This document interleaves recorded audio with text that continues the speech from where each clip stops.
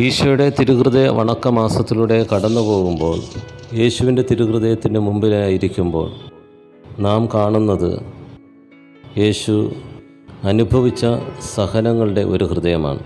നമ്മുടെ എല്ലാവരുടെയും ജീവിതത്തിൽ സഹനമെന്ന് പറയുന്ന ഒരു യാഥാർത്ഥ്യമുണ്ട്. നമ്മൾ ആരും തന്നെ സഹനം വേണം എന്ന് ആഗ്രഹിക്കുന്നവരല്ല. ഉള്ളിൻ്റെ ഉള്ളിലെങ്കിലും സഹനമില്ലാത്ത ജീവിതമാണ് നമ്മൾ ആഗ്രഹിക്കുന്നത്. എന്നാൽ നമ്മുടെ ജീവിതത്തിൽ സഹനം വന്നു ഭവിക്കുന്നു. ചിലപ്പോൾ നമ്മൾ ചിന്തിക്കും, മറ്റുള്ളവർ നമ്മോട് അതിക്രൂരമായി പെരുമാറുന്നത് കൊണ്ടാണ് സഹനം സംഭവിക്കുന്നതെന്ന്. അങ്ങനെ ആകണമെന്നില്ല. സാഹചര്യങ്ങൾ നമ്മെ സഹനത്തിലൂടെ കടത്തിവിടുന്നു എന്നതാണ്.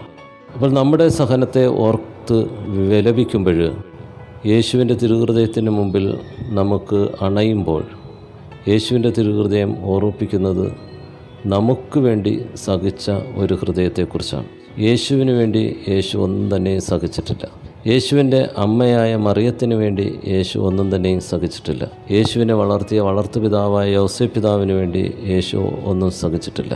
മറിച്ച് യേശുവിൻ്റെ സഹനം മുഴുവനും മാനവരാശിയായ നമുക്ക് ഓരോരുത്തർക്കും വേണ്ടിയിട്ടായിരുന്നു.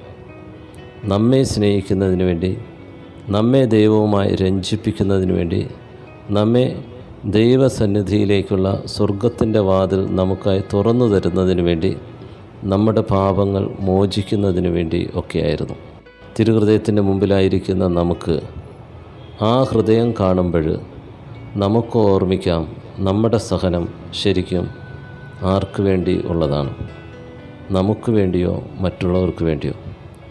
രണ്ടാമതായി, യേശു ഇത്രയധികം സഹിക്കുമ്പോൾ നമ്മുടെ സഹനത്തെ യേശുവിൻ്റെ സഹനത്തോട് ചേർത്ത് വയ്ക്കുവാൻ നമുക്ക് സാധിക്കുമോ? അങ്ങനെ സാധിക്കട്ടെ എന്ന് ആഗ്രഹിക്കുകയും പ്രാർത്ഥിക്കുകയും ചെയ്യുന്നു. നമ്മൾ യേശുവിനെ പോലെ മറ്റുള്ളവർക്ക് വേണ്ടി സഹിക്കുമ്പോൾ സ്വർഗരാജ്യം പ്രാപ്തമായി മാറും എന്ന് ഉറച്ചു വിശ്വസിക്കുക. കാരണം യേശുവിനോടൊത്ത് സഹിക്കുന്നവൻ യേശുവിനോടൊപ്പം ഉയർത്തെഴുന്നേൽക്കും എന്ന് പൗലോസ് അപ്പോസ്തലൻ നമ്മെ ഓർമ്മിപ്പിക്കുന്നു. തിരുഹൃദയം നമ്മെ അനുഗ്രഹിക്കട്ടെ. സ്ലീവാമരത്തിന്മേൽ തൂങ്ങിക്കിടക്കയിൽ കുന്തത്താൽ കുത്തി തുറക്കപ്പെട്ട് അവസാന തുള്ളി രക്തം കൂടെ എനിക്കായി ചിന്തിയ കൃപ നിറഞ്ഞ ഈശോയുടെ ദിവ്യ ഹൃദയമേ, അങ്ങേ പരിശുദ്ധ ഹൃദയത്തിൽ കാണപ്പെടുന്ന ആ കുരിശ് എൻ്റെ കഠിന പാപങ്ങളാൽ ഉണ്ടായതാണെന്ന് ഞാൻ അനുസരിച്ച് പറയുന്നു. എൻ്റെ നന്ദിഹീനതയാലും പാപത്താലും വ്രണപ്പെട്ട ഈശോയുടെ തിരുഹൃദയമേ, ഞാൻ മരിക്കുന്നതിന് മുമ്പ് എൻ്റെ മേൽ ദയയായിരിക്കണമേ. കർത്താവേ, ഞാൻ മരിക്കുന്നതിന് മുമ്പ് എൻ്റെ പാപങ്ങളെ ഓർത്ത് മനസ്താപപ്പെടുന്നതിനും അവയ്ക്ക് തക്കതായ പരിഹാരം ചെയ്ത് അങ്ങിൽ നിദ്ര പ്രാപിക്കുന്നതിനും അങ്ങേ എത്രയും ദുഃഖകരമായ കുരിശു മരണത്തെക്കുറിച്ച് എന്നെ ദയാപൂർവം തൃക്കം പാർത്തരുളണമേ. പ്രാർത്ഥന. കർത്താവേ, അങ്ങേ മണവാട്ടിയായ തിരുസഭയ്ക്ക് പൂർണ്ണ സ്വാതന്ത്ര്യം കൊടുത്തരുളേണമേ. ഞങ്ങളുടെ പിതാവായ പരിശുദ്ധ പാപ്പായെ സംരക്ഷിക്കണമേ.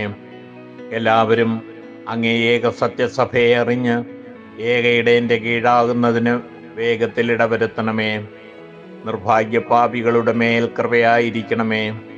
അനുഗ്രഹത്തിൻ്റെ അമ്മയായ മറിയമേ, ദിവ്യഹൃദയത്തിൻ നാഥേ, ഞാൻ അപേക്ഷിക്കുന്നതും ആഗ്രഹിക്കുന്നതുമായ സകല വരങ്ങളും അങ്ങേ ശക്തമായ മധ്യസ്ഥതയിൽ ശരണപ്പെട്ട് അങ്ങ് വഴിയായി ലഭിക്കുമെന്ന് പൂർണ്ണമായി ഉറച്ചിരിക്കുന്നു.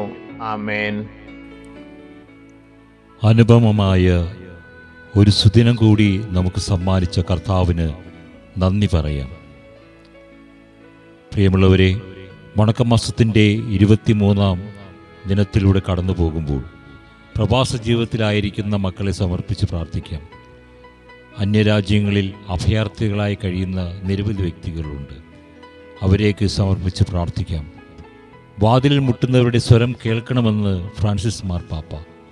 സ്വന്തം ദേശം ഉപേക്ഷിച്ച് പലായനം ചെയ്യുന്ന സഹോദരങ്ങളുടെ നിലവിളി കേൾക്കുകയും അവരെ സ്വീകരിക്കുകയും ചെയ്യണമെന്ന് പാപ്പ ആഹ്വാനം ചെയ്യുന്നു.